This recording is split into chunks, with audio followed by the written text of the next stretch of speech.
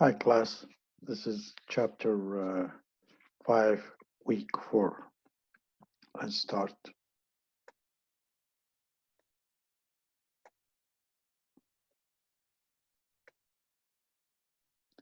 In this chapter, we will talk about project. We finished part of the supply chain management operation side.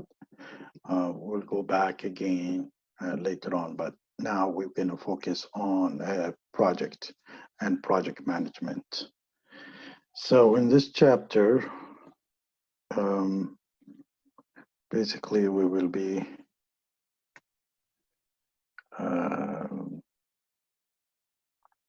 we will explain what a project are and how projects are organized.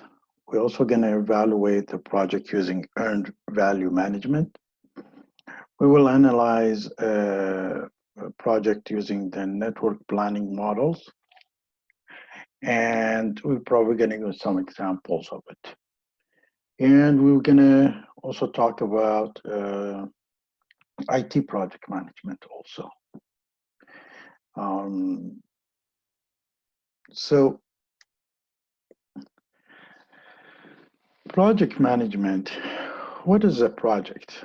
A project is a series of related jobs usually directed towards some major output and requiring a significant period of time to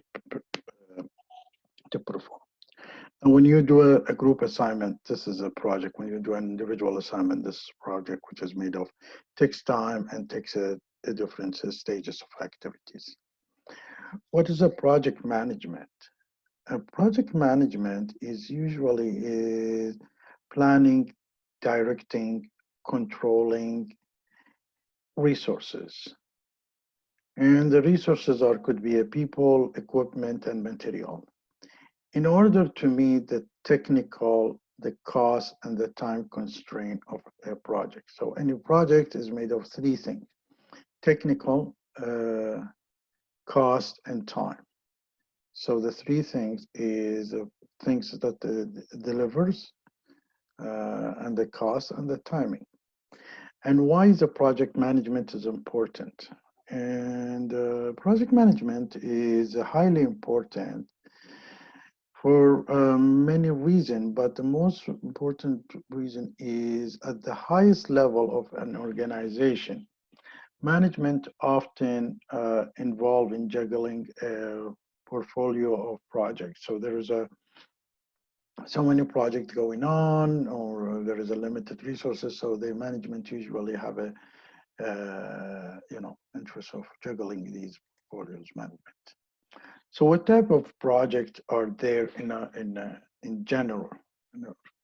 We have something called when we do a product changes, and once we do some process changes, same product, but the process is changing. And there is something called research and development and alliance and partnership when outsourcing something or somebody outsource something to us. Now, the deeper ones is breakthrough projects, and the less one is derivative project, which is, you improve some kind of a software, within the software, some functionalities or hands-on equipment.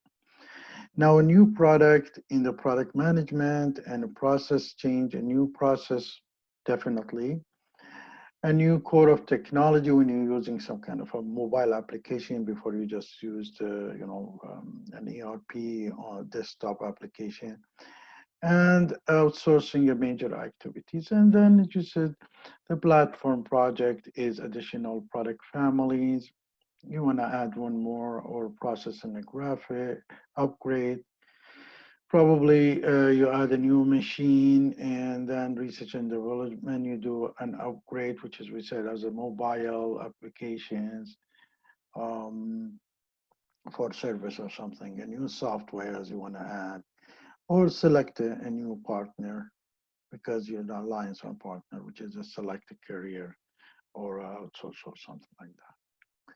So the project itself, there are three types. There is a pure project, which is a self-contained teamwork, full-time on the project. So these are a team who put and do nothing else but delivering the project there. And then you get the functional project, which is responsibility for a project lays within the functional division. In the function in a certain division, for example, HR is the within the HR is implementation of HR software, something like that. Um, and of the firm. Employee from that division work on the project and usually part of only part-time. And then you get the metrics project, which is a blended of a pure project and functional project structures. People from a different functional area works on the project, possibly only as a part-time. So in the functional and the metrics project, you have what you call both of them, they work as a part-time. But in the functional project, you would find people from a different function sectors, they're involved in it. In the metrics project, people from different departments involved in the different one department involved in different projects involved in it. Now, the pure project, the advantage is the project manager has a full authority because it's like, group and he's in charge. They don't look outside. The team member report to one boss and shorten the communication line as usual. And team pride, motivation, commitment are very high to deliver these things, to do these things, because they're already clear part of the team. The disadvantage is duplication of resources because you need somebody to replace these people if you're going to put them in this product. And organizational goals and policies is ignored because they're focused on their project and they're part of that project. And there is usually when it's done, they don't do mostly the lack of technology transfer. They don't do technology transfer. And team members have no functional area home, so they're worried about after the work, whether they're gonna stay in or they leave. The other type, which is the functional structure of projects, as you see here. So there is a research and development, and they are working on 3 different projects, and the engineering working on other 3 different projects. So they are kind of and there is a president on the top of it. And a team member can work on several projects, as we said. The technical expertise maintained in a functional area. So you might, in that engineering department, the functional area, the engineers are working on that. And the functional area is a home after the project completed. So this team who is working on the project, they are will be staying in that location. And there is a lot of specialization in that field. Usually it goes for a project that is a very specialized also. But the disadvantage of it, the aspect of the project that are not directly related to the functional area get shortchanged because these guys are, for example, engineers are not very much interested in, say, part of what research and development is doing. So they're not paying so much attention to the other functionality, the other things away from what they have. And the reason because they're very well in their field. They know it well. That's one of the things. And then they're not motivated because they look at their own departmental or their personal needs there. The motivation of the team members is often weak. Need for the client is not looking at it because they are just focusing at their sector. So they're not worried about selling or marketing or anything else. Now, in the case of metrics, the metrics is basically is there is, let's assume there is a four people and there was another four people like this or this. And then when these four people comes in, like in this position, they are both comes in a certain work, but in this position, this person works in with this person. And it's like if this person comes in across is like whenever is the project like this, it depends on what he's working with. So the matrix is you changing probably the duties as the type of the project itself. Now, usually have a project manager on the top, but it has a better communication between the functional areas because it's a matrix and they are communicating with each other in that each horizontal and vertical department. Um, Project manager are held responsible for the success. The duplication of resources is very minimized because they are, doing their work plus they're doing this project management fully utilized there. And functional home for the team members. So they, once the project goes live, they can, have it stay home and they can utilize this project. And the policies of a parent organization are followed. So the policy comes in from probably the CEOs to these project managers, and project manager goes to the functional and the technical employees. The disadvantage, there is too many bosses. So because in some places you are the somebody else, because we said like this, so at this case you have one boss, at this case you have one boss, at this case you have one boss. So it's like so too many bosses that you have. The success depend on the manager's negotiation skills. And this is why you sometimes you when you do a matrix project, you always require at least one week every week or every 2 weeks a meeting with the CEOs and the management, and potential of sub optimization.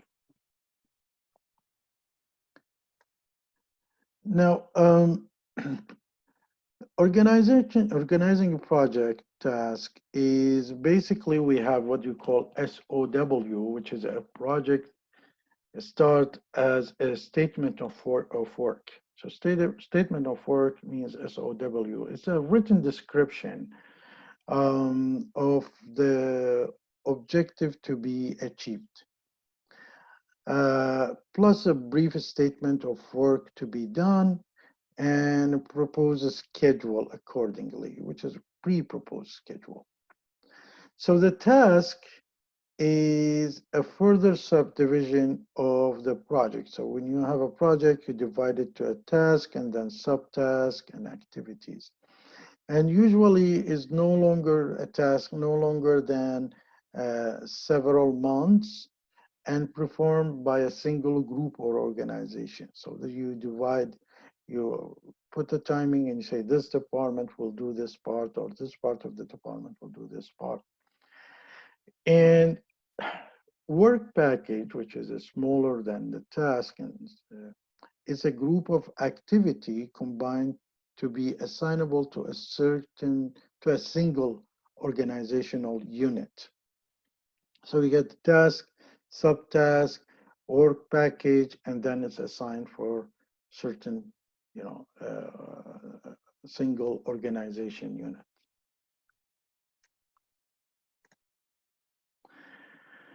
The project milestone is a specific event in the life of a project to reach at a certain point of time. So you've set up a timing when you deliver a project, and there is a project milestones, which is it is a sign you have accomplished certain level of the project, and it's important to reach that.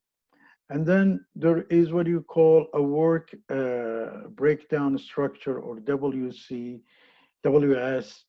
which is defined as, the hierarchy of the project task, the subtask, and the work packages. So it's divide the one task and then which one is more important and which one is depend on what. So it's like, you divide it and then you have subtask and work package, as we said. And the activities is defined within the context of work breakdown and are a piece of work that consume times. Like let's say you're painting a house. Is the project delivered? No, not yet until the paint gets dry. That's when you can submit a project. So it is activity is something not part of the whole activity. It's part of the waiting, but it has to be, delivered. So the breakdown, like for example, on the level, you say the program, and then what's your program? You want to put some kind of software, or you bring more equipment, machineries to do that. And then there is two parts of the project. One project probably buying the machineries and setting it up, and the second part is making the a place for them, building. And then there is the project of task is you subtask it of shopping around, finding a machinery is a subtask, is you start negotiating, something like that. You break it down into a work packages, and could be going more deeper the more complex it is. And the second part is a project two, which is building a place for them, as also breakdown and goes down like this. So you drilling down, you go to the details, overview on the top, and then you go to the details of it. The other way of looking at it is this way, which is the scanning. I find it a little bit, too much information here is like inside and in. But it's overall, if you look at it, is basically, it says one, which is stand for this, which is optical, for example, simulator design. You're looking at that. And then 1.1 is optical design, which is belong to this level. But when it comes to 1.2, it's a drilling which level is supposed to be done. So is, for example, if you're talking about 1.4 here, data recording and reduction equipment, which would be part of 1.4. So it's just a different way of looking at things, but I feel that the first one is much simpler, easier to look at it, and it's not much is used in the today market. But the most used one is the Gantt chart. And the Gantt chart is a very clear one who you can really um, divide your activities based on single and timing. So the Gantt chart provides an easily understood visual presentation. And then there is a software can be used to create such a Gantt chart. So you put dating and change it to a Gantt chart for you. A Gantt chart shows in a graphic manner the amount of the time involved in the sequence of activity, often referred to a bar chart, which is these are the ones, a bar chart. So here is the timing, and this is the activities, and you can the contract negotiation takes that much, which is 2 weeks, and then contract sign takes 1 week or two, for 2 weeks. Long lead procurement, it's gonna give you, it takes from you probably 8 weeks, but meanwhile you can do manufacturing and scheduling, and it's depend if it's connected to each other partially. So you divide this to the parts where it's delivered, and then we will talk about when it comes to the CPM later on. Then you get the bill of materials and the process. So it's really clear how time, when it's supposed to start and when it's supposed to be delivered. These are the samples of how you're looking at the project. And this is a PMI thing and a different way of looking at or at project management. and we will be talking about some of them. We're not going to go very deep in them, but we need to understand what is this all about, how you do a project management in general. Now, let's take an example of project management for information system. And there is over 100 companies offer a project management software. But the most famous one is Microsoft Project, which is, manage the mid-size projects. And then you get the Primavera, which is belong to Oracle, which is for mid-size to large. So Microsoft Project small to medium, and that medium to large is Primavera. And the good thing about the Microsoft Project is, integrated with other apps like emails and all the other things. In addition to scheduling tasks, resource must be assigned to a specific task through a software tool. So that's when you do a task, schedule task, you need the resources, which could be human, could be machineries, could be whatever. So it integrates the both together, is assigned to each other. And also software can be used to spot over allocation of resources. So if you're over allocating, it will show you that this person at this time is working in this area, cannot be doing something else in other places. So it's basically a planned use exceed availabilities, available supply. And when the resources are over allocated, either more resources are required or rescheduling. So is whether you take more resources, like more human, or you stretch your schedule. And it's also taking advantage of the tasks. Slack can be a free resource. So once you can see that where is the free resource is occupied, and if between 2 days is free, between 2 weeks, there's 1 week free, you can take him and put him in something else. So the slacking time is also important, because if some project has to wait in some task to get the other task, which is that's what you call activities. And during activities, you cannot do anything. So you can take out these human resources or whatever the machinery is and put it in something like. As also shows you the progress tracking is a key feature for the managing project as they are being completed. So where are they, has been completed, what part of it is doing. Now, let's take one step behind, and it comes in with, let's say within the software, let's think about project implementation and project management for the software. This is software, but it can be very applicable to other projects also. And the whole starts from people not paying enough time and attention to implementation and software selection or product selection.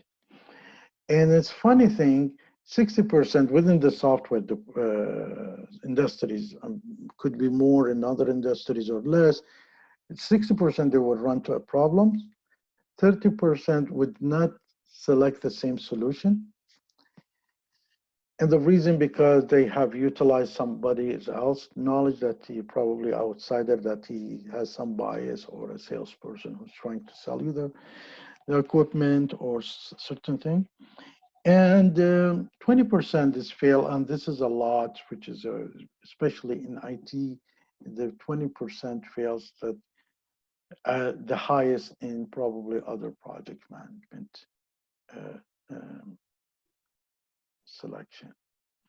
Now, this is also for the software, but also is applicable for any other product. Is the first is just like a selecting the right products for the project, or the right softwares for the implementation.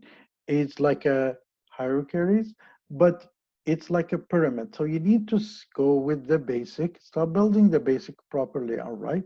And then you build things on it. But this thing is made of three parts. The part is the objective, which is very clear, you know what you want, and it's a black and white.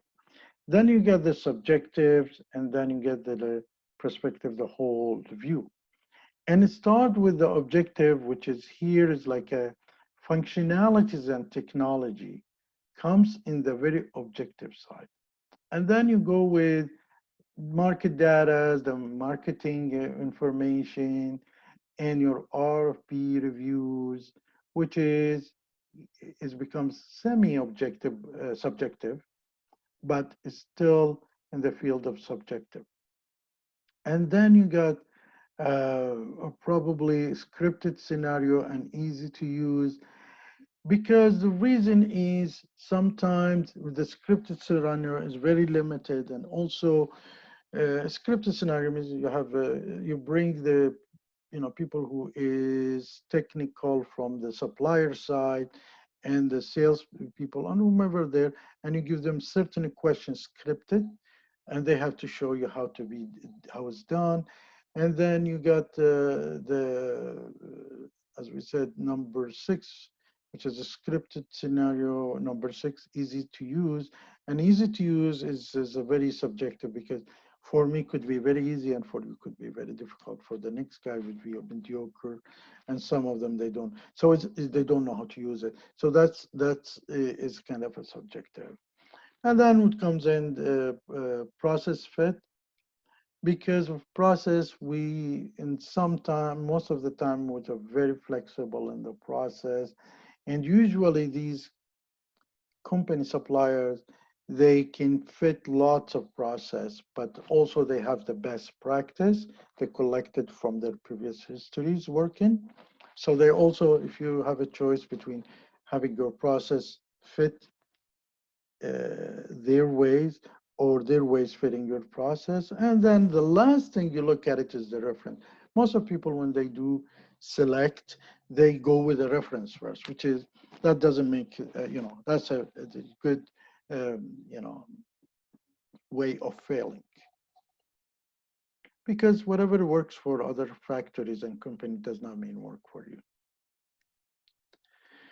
So there is a project charter, and you start with outlining the project, and you do the objectives, and then you divide the roles and responsibilities over them.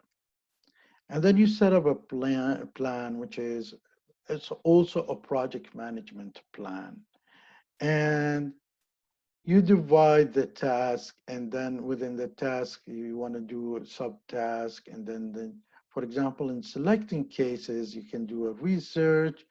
And then once you're done with the research, you start evaluation, and then you do the collection, selection, and then you select the final. So there is a process, because it's a sensitive when you select something, because maybe not everybody is agreeing with you. So they might sabotage the thing. So you want everybody to get involved. SMEs, subject matter expert, also it should be getting involved with it. In general, once you select the software and you select all hardwares and all these things, you start coming up with a project plan and project management, as we said. In the project management, you will be defining things in phases, or in these phases or milestones. Is you start with a phase 1, which is, in a phase 1 is a definition, they call it, and it's a plan organization. You set the business and the project objectives. You plan the infrastructures and hardwares for it, if there is a hardware needed, if there is a basic things you need to build.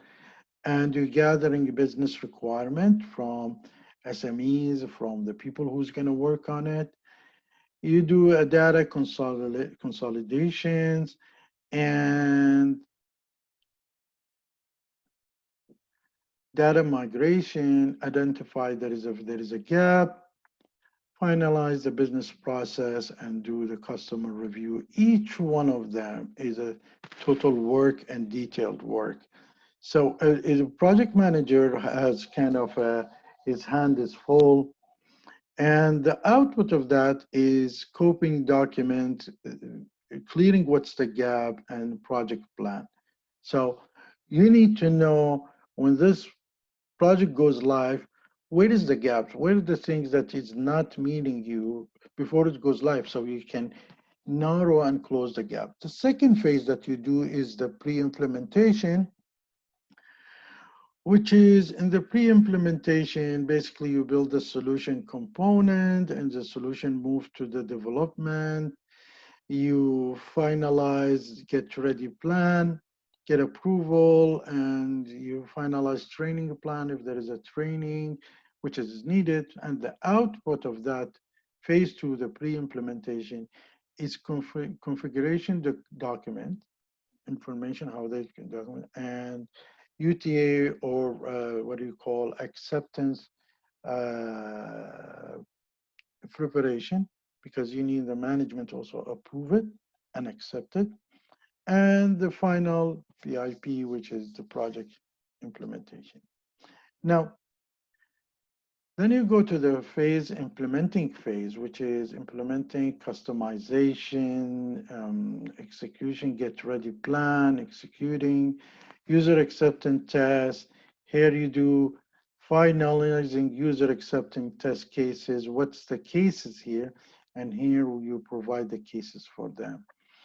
And plan to go live, and the stress testing. You want to see whether the machines can hold on with the producing 1,000 unit or can do only 800 units, something like that. So you do a stress testing.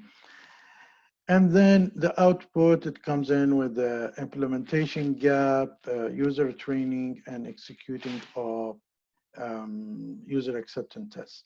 Here's where the users will be accepting this thing.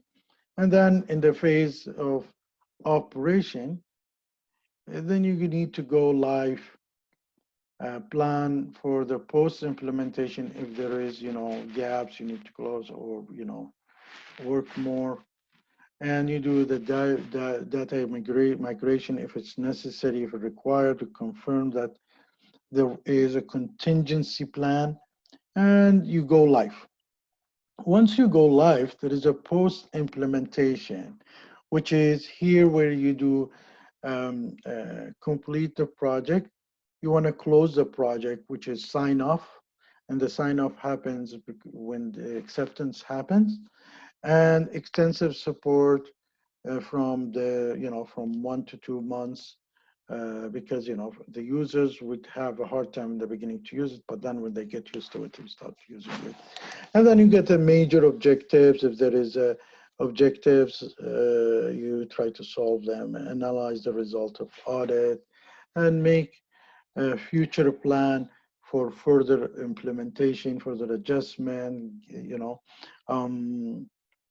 order management, something like that in these fields. So the output would be a support, close the project, and get audited to see that whether you have delivered on the functional requirements, or the workload at the in that time, or before or after time, or and at the cost that is looking for. So the project management has to be simplified implementation, minimizing the risk, prove the process, and a flexible approach.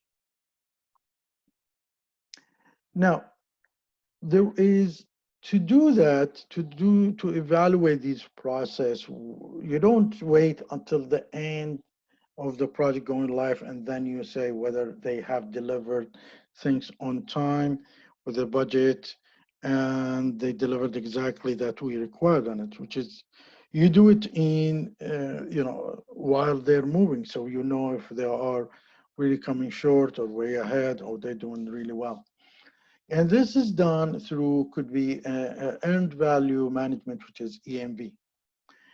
And EMV is the technique is a technique for measuring a project process. So project progress, project process or project in an objective, clear manner. Has the ability to combine the measurement of the scope, schedule, and cost. So we looks at the scope and the schedule and cost. Scope, time, and cost. So there is a the triangle made of three, each one which is, and if you want to minimize the timing, you might need to increase the cost or reduce the scope, because these three triangle has to be connected to each other. If you want to minimize the cost, you probably want to minimize the time or the scope also. There is, this is would be a duty of the project manager to work on that detail. And it's also provide a method for evaluating the relative success of a project, as we said. So what do you do for a project EMV, EVM? What's the essential features of it? It's basically you do a project plan that identify the activities to be accomplished. You bring your project plan. And you put an evaluation of each activities. You put a pricing or unit that you can measure it. And then you define the predefined earning or costing rules to quantify the accomplishment. How much each one unit, how much is worth, how much is costing, how much is value is there in it. These are the samples. We will go through a few of them to, to look at the earned value, how it's done. Here we're just gonna take a look at it, which is called budget cost, scheduled, and actual cost, and budget cost of scheduled and performance, the budget cost and actual. See, sometimes if you compare the actual cost to the budget, to work budgeted cost, it's not showing you whether you are delivering, because you might be not working and consuming some money. So the actual cost is going high, but you're not delivering the project. So there is more involved in doing that. When you do that, it's basically you take in, if you the project tracking without EVM, what will happen here?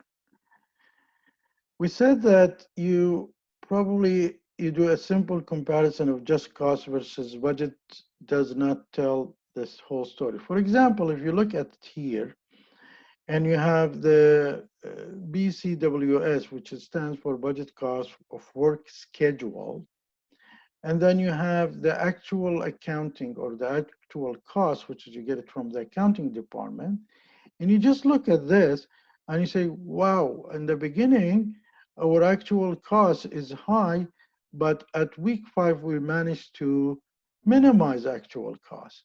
And we're doing well with the budgeted cost, but actually it means without a means of quantifying how much work has been accomplished, costs are the only available information. So we don't know how much work has been accomplished. We know how much is actual cost and how much these guys are taken out from the budget. So here we see that in a project appears to be covered from, as we said, work 1 to 4, the actual costs exceed the budget. So the actual costs exceed the budget. But then you would see that the actual cost, the project appears under budgeted, because the project tracking without earned value is inclusive. So because in this case, in the beginning, the budget, and this person who's in charge of that budget is taking too much money, out of that, and then when it comes in the middle of week 4 and goes upper, you will see that the accountants start not giving them enough money. So like, you see that the gaps differentiate between both of them. But when you are involving project tracking with the EMV, um, with a predefined method of quantity for quantifying the quantity of work accomplished, EMV provide much more information. You need to see what work you quantify. You put units of delivering and you put a value on them. So here where you got a budget cost of work scheduled, which is BCWS, and then you get the budget cost of work performed, done. And then you do a unit and you put a pricing on it.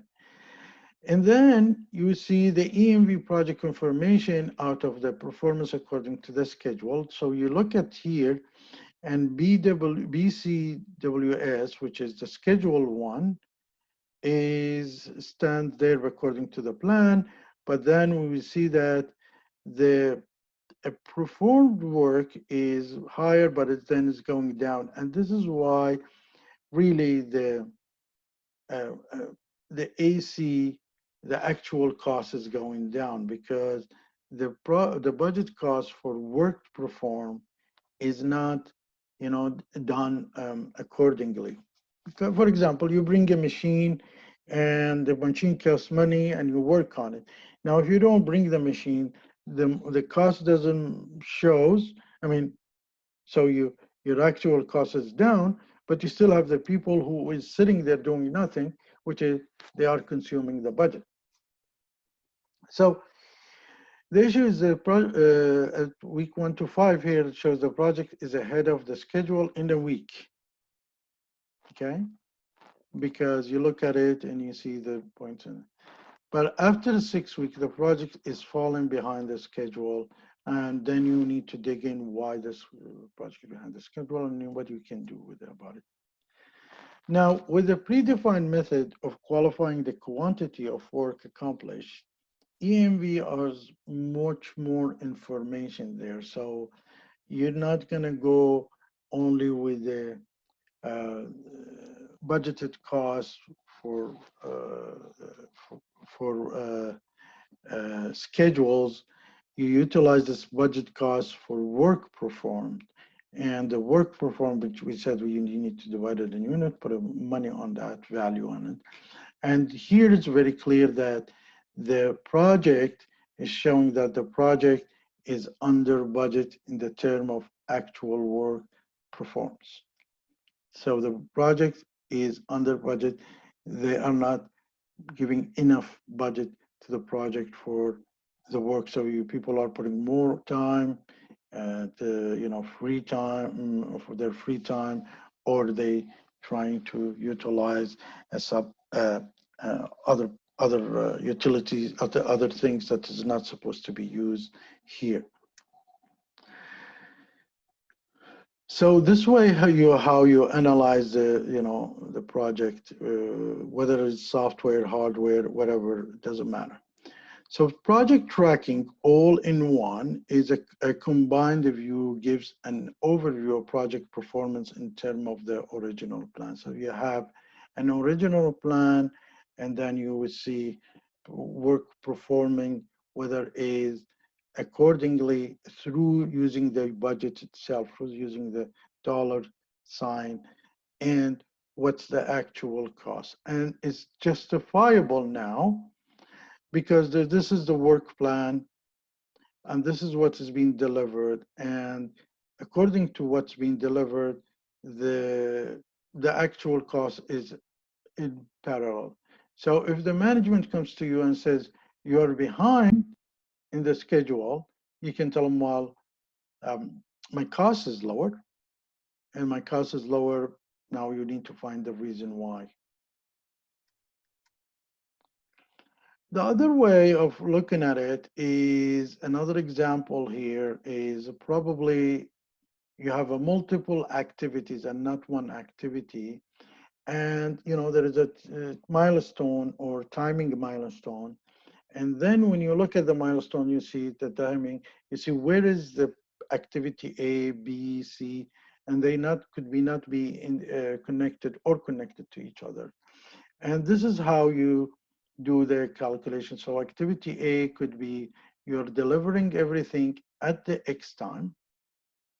This is your milestone. And then you get the B, you have managed to deliver only 80% of actual work, and for some reason you left at 20% of it, and so already there is a budget of 10,000 for over it, for all of it. So activity B is only 80% completed, and the budget cost was $10,000. So there is worth of 20% is not being delivered, and this is at the X point, still the thing. And then and another example like activity C, there is only 70% of budget is completed, and then you have by the time of this timing should be 80% is done.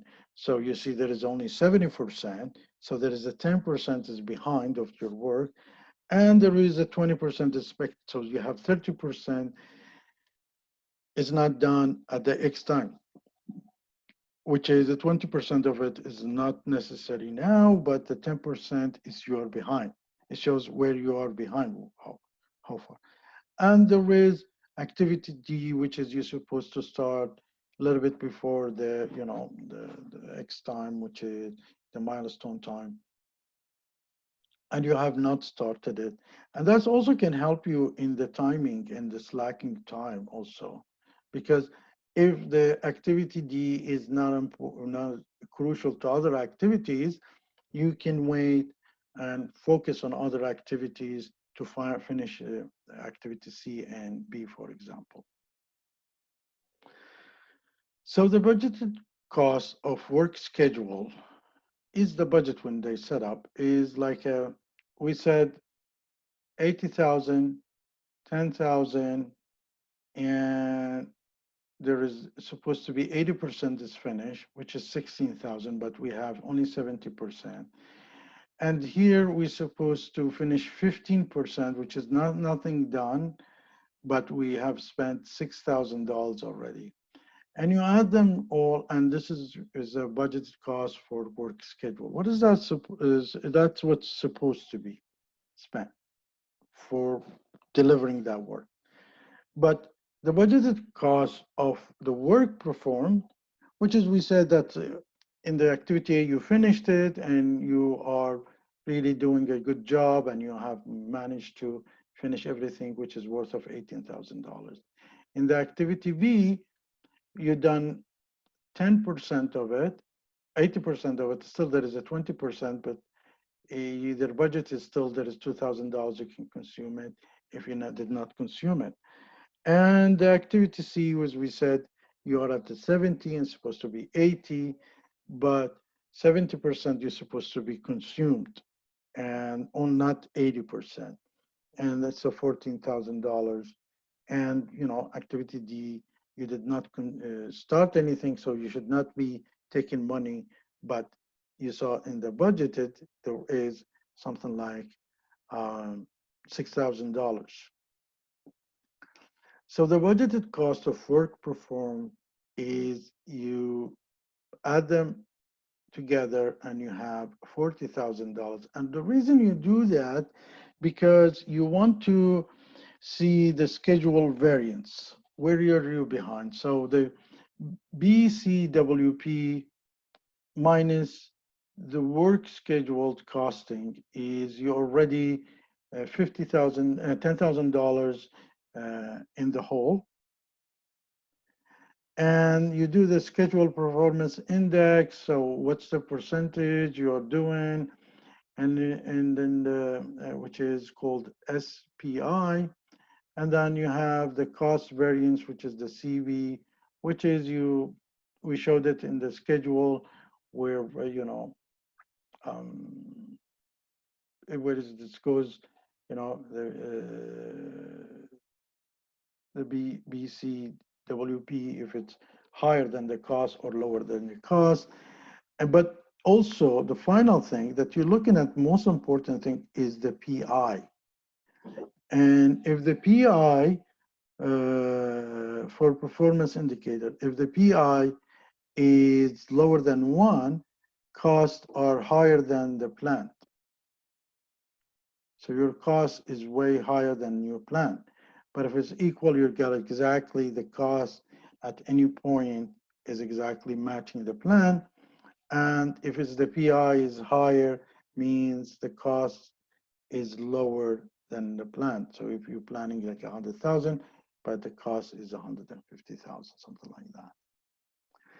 So, but when you do a project planning and project implementation, there is a thing that's called a network planning. Things are connected to each other. You're networking them. And some of them, they have to be done in parallel, some of them connected to each other. And it's used for something called CPM. And now, uh, a project is made up of sequence of activity that form a new network representative of the project. We said that. The path taken the longest is that the activity is called the critical path. And the critical path provide a wide range of scheduling information useful in managing your project. We look at the critical path because we want to get more information. It can help us in understanding how the project is going on. Because on a short time, you might be doing when I ask you, have you done this? And you go, yes, I've done it. Because it's a small unit work of one day and you look very impressive. But if I'm asking you within a week, what you done? You cannot say I've done this only. You need to show me the whole week. So it's showing a real variation if there is any. So it used a critical, which called the critical path method, which is help to identify the critical path in the project, which is you look at them and you see where you're looking at, which is usually the longest one. Now, why the critical path or method or CPM is used to identify each activity to be done and estimate how long it will take to complete. As we said, there's a 1 week work and there is a 2 months work. And you could look very good if I'm asking you about 1 week work, but if I'm asking you about 1 month work, you might be 2 weeks behind. Determine the required sequence of activities and construct a network diagram. So the long path would show me what's the sequence supposed to be and what things has to be done. And then we can determine the critical path and determine the early start. When can we finish early? When can we start early? When we can be starting late? And what's the latest time? What's the earliest time that we can finish? And vice versa. As example, it's just an example. We don't need to look at this, but this is like we need to design and then we build a prototype. And if we don't build a prototype after 21 weeks, we need to go back and finish the design first. So these are intermediate predecessors, and we cannot finish C without finishing an A, which is C is evaluate equipment. So these are the activities, and this is the designation for them, and showing me what do I need to build a prototype, B, which is here, is I need an A to be done. Now, here in the bracket, when you see is times of the week. So in the designing, it takes me 21 weeks. To reach to the G2, it takes 21 plus 7 plus 8, which is 15, 35, 36, plus 2, 37. And then you check this path and add them together and see which one is longer, that you need to look at it as a critical path. So the critical path is basically, it shows that A to C to F to G to do this thing. And these are things could be working parallel, could be working into dependence. One project, as we said, there is a different task that has to be done, and sometimes could be integrated. And this is the critical first, when you define the first critical path, then it's easy for you to define the second critical path, which is, it cannot be this, the critical path usually is the longest one. So the issue here is critical path method with activity time estimated. Is always there is a time estimated in it. And when you do a critical path, you remember we said when activity times vary, a single time estimation may not be reliable. So, and it's happening when you talk to somebody, when you this finishes between 2 to 3 weeks. And if I'm lucky, I finish it in 1 week. So this is what you call really a vary time. And instead of estimating 3 values, you do the optimistic, the pessimistic, and most likely. So this allows the calculation of a probability estimate of completion time. This distinguishes the characteristics of the PERT method. Its critical path is driven, it started in DuPont, and PERT started in the States, but now everything is called critical path, which is you use the optimistics, the pessimistic, and the most likely. I mean, we said like if we're lucky, we finish it in 1 week. If we are average, 2 to 3 weeks, and if we're running into problems, 4 weeks maximum finish. This is very important to understand whether we have managed the well or not. Now, time cost model and project crashing. Now, as we said, there is a 3 things involved in any project. Is time, cost, and things that need to be delivered. So sometimes the boss comes to you and says, okay, we need to deliver it in 2 weeks instead of 3 weeks. That means you ask for more resources, which is more cost, or you tell them, well, we can cut these corners, cut all these things, which is, the whole thing does not deliver the important things can deliver. And in the time cost model, the extension of a critical path model that considers the trade-off between time to complete an activity and the cost, and we'll show it in the graph. So you need to consider the direct activity cost and indirect cost of a project and the activity of completion. An attempt to develop a minimum cost schedule for the entire project. So it doesn't have to be your boss telling you, if you can, do it in trying to cut down on the timing or the thing, you will be cutting down on the cost itself sometime. And the thing is, you need to crashing the project at a certain time to be delivered and certain services. Now there is a trend these days that's happening and is very useful is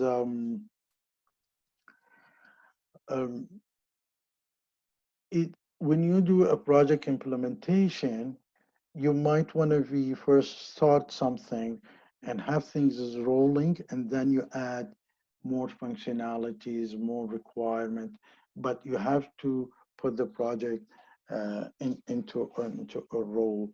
And this will be talking about it probably in later chapters, different project management. So the project crashing means that the compression of time to complete a project. And this is how it's done, is basically you prepare a CPM type network, and we talked about the critical path and CPM type, and determine the cost per unit of the time to expedite each activities. Then you start computing, as we said, the critical path, and then you shorten the critical path at the least cost. So you try to shorten it at the least cost possible, and then you plot a project indirect and total cost curve to find the minimum cost schedule. It looks like this.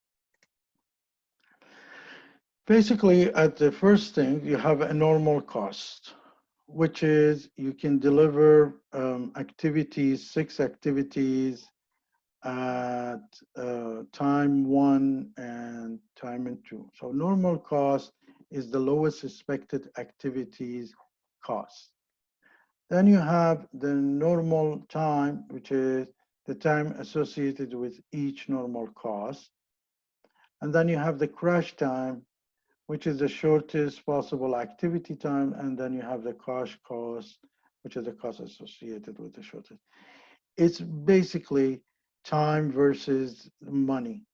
And here, what you have, for example, at $10 or $10,000 or whatever, the first stage we said we try to build the critical path and then see if you can lower the timing for it with the costing in it. So first of all, the second step after you see building this, you just try to do the cost timing unit. So you say that at the $10 cost, you don't need to do that calculation, but you need to understand the concept behind it. Is 1 unit, you can do it at the $6, or which is, that's what you call a crash cost, and $10 a normal cost. So at the after 2 weeks, you can do the normal cost and the normal time, doing only 6 units. But here, what you ask is to do 1 unit at $10, which is a crash cost and crash time. So what you do is you cost per unit time. So you do the crash time and the crash cost, normal cost, and the crash cost were divided by normal time and crash time. So what do? You basically, you find an option, second option. It says, and you know in the project, there's always a variation. So you say, if I'm putting a pressures on my team, it's gonna cost me that much, and it's gonna finish in shorter time and that much. But if we go normal, it's gonna cost us that much, higher a little bit, and a longer time or a normal time, something like that. So you do these and you find in this timing, what's the unit cost, and this timing, what's the unit cost, and you do the division as we here indicated. This is only a sample. So as we said, is a $10 versus $6, which is 1 unit, and the cost per day to expedite to get is only $4. So can you reduce $4 in activity? But when it comes to the activity B, you also do the same thing, and the third one, and shows you how much cost per unit if you crashing the thing, it will generate for you. So then you compute the critical path according to according to the crash times, and if you can do it, then you're doing, it's just how to save the implementation. Now, here's the assignment that I would like you to do, and it's according to the previous chapter that we've taken. Basically, I will supply you this, and basically is I need you to look at something called One Global. And by the way, look at it, check the suppliers, and then understand, I'm sorry, check the consumers, what they're consuming, and then understand their operation, how it's done. And I want you to set up the best supply of this operation. How the supply for this operation, because there is a consumer who wants to buy and consume. They will pay. How you work out the supplier, it's just like, but this is in the field of IT. If you want to sell food, how you supply the sandwiches to put the meat inside or whatever the food inside. You need to look at that. And you need to look at how you supply the meat, how you get the operation of the supply, you need to see it. I will explain more in the class, but this is the link that you need to look at it and then understand the business. And I think it's a good idea to start with the global one. And maybe the most complete one is the one OG Money. And this is an application, you can download it to understand better on the web mobile. So by here, we're done.